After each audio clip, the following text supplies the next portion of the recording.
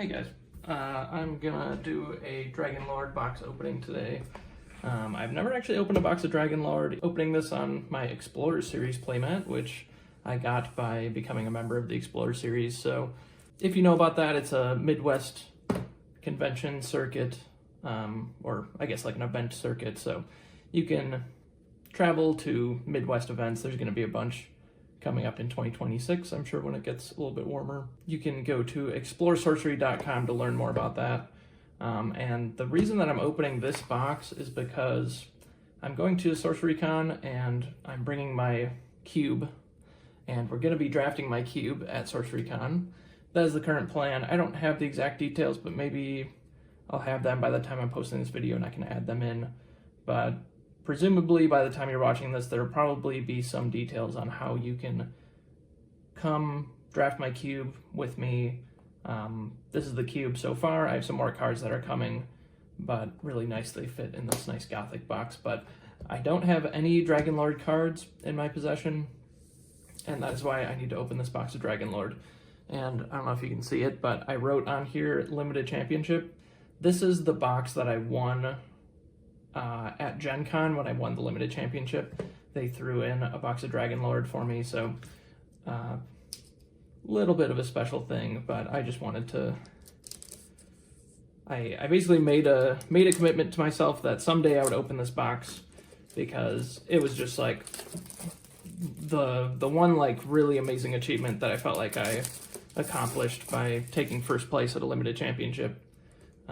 So yeah, we're gonna remember that day, and we're gonna open this very tightly packed thing of Dragonlord and see what we get for our foil. I'm not too worried about damaging this little token. Okay, well, looks like it worked out. I just needed to have a little knife. Alright, seems like, oh, our cards have a little bit of stick to them. I know that a lot of people complained about their cards being kind of stuck together, but yeah, Dragonlord I think is still a very good pick. It's a very good avatar and cube. Dragonlord's Lair, definitely not putting that in the cube. There's just not enough dragons. Celestus, not in the cube. Not really playable. Like, not even in Elementalist. Like, it's just not that impressive of a body. This one is in the cube, and I don't think I've seen it played too much, but it's basically a built-in 2-for-1. Pretty happy to play that one. Draco Corvus is super good, and I think it's like the best option to have as the Dragonlord's champion. If you do draft my cube, one of the house rules is that if you draft Dragonlord, you can just choose any unique dragon as your champion for him to transform into or like gain their abilities. You know, you don't have to literally draft Draco Corvus and Dragonlord to then be able to play Dragonlord with that ability, so that's pretty cool. You can kind of just do whatever you want.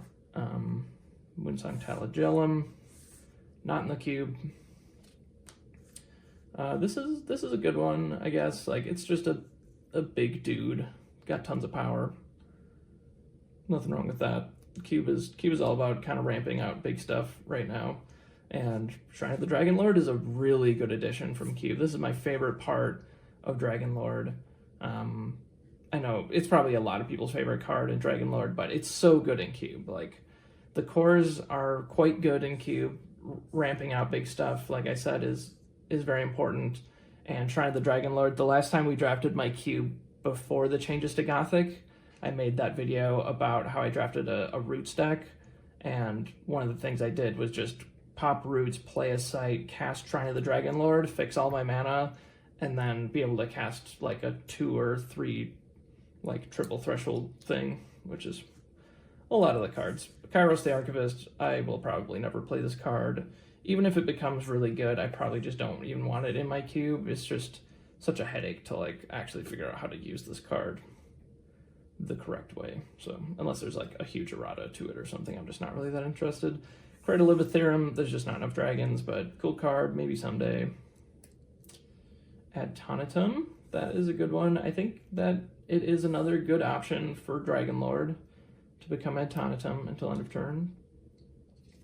Ignis Rex, very powerful. Fire is very good. I think it's a little bit less good after the changes I included Gothic cards, and water's just kind of busted. So fire is still very good. It's maybe like the second best element now, I'm guessing. But yeah, obviously it just dodges a ton of removal and is really hard to deal with. Ooh, and our foil is Automatum, it looks like.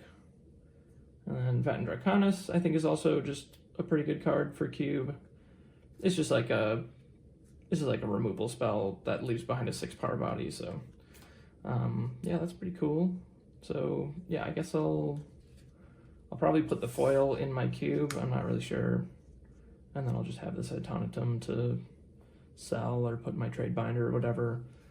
But yeah, I guess that is pretty much this video. I just wanted to finally open a box of Dragonlord. You know, cool experience. It makes the exact same experience that everyone has when they open it. And these cards were a little bit stuck together, but I don't think that there's any like massive wear or anything on these cards from that.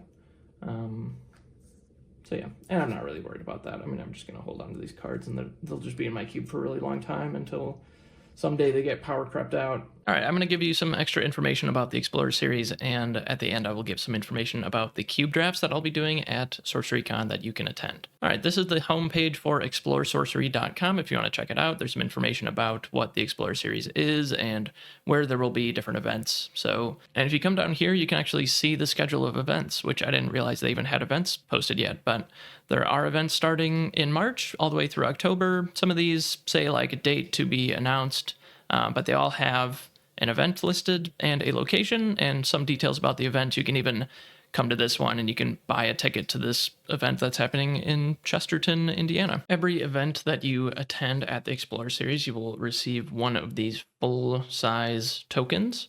So if you've ever wanted a full-size foot soldier token, that is what this one on the right is. The one in the middle is a skeleton token, and the one on the left is actually a Harbinger portal token. So if you're a Harbinger player, you might want some of those. And if you complete 3 different Explorer Series events, you will be entered into a raffle to win one of the original pieces of artwork that these tokens were created from. This foot soldier and skeleton artwork was done by Nate Burns, and this Harbinger portal artwork was done by John Montgomery. And there's also some big grand prizes for the end of the Explorer series, depending on if you complete some of these tasks. So that's a cool thing that you can kind of work toward and try to attend a bunch of events to try to win one of these grand prizes. And by the way, these are just the kind of generic prizing that they do. They also have some special prizing that they do for some special events. So if you notice, I have this draft kit in my background. That was actually a prize that was given away at an Explorer Series event that I attended and took first place at. And I got this incredible draft kit, uncut sheet that I can't believe that I actually won that thing. But I've seen like custom built trophies handed out. I've seen booster boxes handed out, other special tokens and different pricing. Those are like magnets that people like that are little like frog and lance tokens and whatnot. So there's always something kind of special going on at these Explorer Series events. And it's also obviously a great time to just get together and play some sorcery with some friends. If you want to support the Explorer Series monetarily and get some input into how the events are run, you can go to ExploreSorcery.com and click on Make a Donation. If you donate any amount, then you get added to the member club. So there's a special channel on their Discord that you can gain access to by donating any amount. And once you are a member, you get entered into a monthly raffle. So if you saw one of Lord of Itza's recent videos, he did the raffle announcement where he gave away 2 of the prototype playmats that I opened my Dragonlord box in this video on one of those playmats. Not one of the prototypes, but they have some really cool artwork they made into playmats. So that was something cool that they gave away in this last raffle. So every month that you are a member, you are entered into a raffle. If you make a donation of any amount, then you are considered a member for 1 year, and then I think you have to make another donation for the following year. And finally, if you wanted to learn about how to draft my cube at Sorcery Con, I have some details about that. There will be 4 cube drafts that weekend. They will be on Saturday and Sunday. The times are up on the screen right now. 1 p.m. and 5:30 p.m. Saturday, 12 p.m. and 4:30 p.m. Sunday. The way that signups will work is on the morning of each event, the registration will open up, and I think you can either register online and pay $25 or you can pay $25 in person. But what I would recommend is just maybe send me a message on Discord, and then when the registration opens up for these events, I can just send out one mass message to everyone who was interested so that you have the opportunity to sign up, and it's not like you have to refresh the page over and over and see when the registration opens. I am hoping that these events do fill up, but I don't want them to get like scalped by anyone, so that's why we're having the registration just open up on the morning of the event. So please just send me a message on Discord if you're interested in this event. We are capping the draft at 8 players. I will be drafting, so there will be 7 open seats. We will play 3 rounds of Swiss, and the pricing sounds like it's going to be 1 box of either beta or Gothic, and the entry fee will be something like $25. That helps pay for like the event space and the pricing and whatnot. If you want to learn about my cube, you can watch my previous videos, or you can scroll through this list and see what's going on here. There are 450 cards, so I could support up to 10 people, but we decided to just do an 8-person draft.